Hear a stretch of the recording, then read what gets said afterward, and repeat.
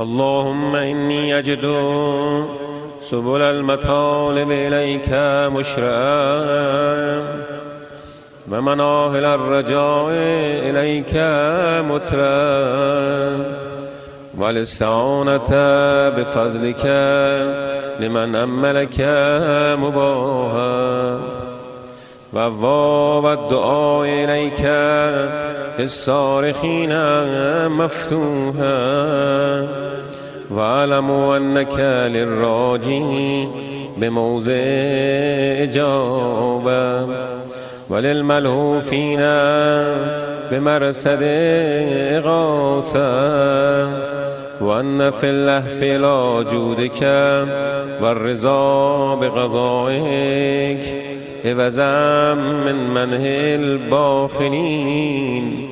ومندوحة أما في أيدي المستأثرين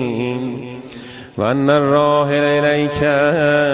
قريب المسافة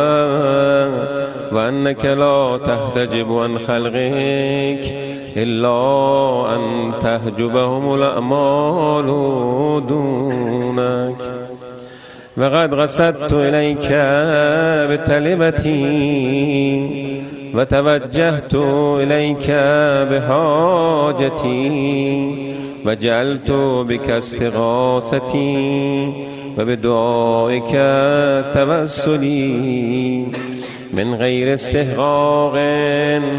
لاستماعك مني ولا استيجاب لعفوك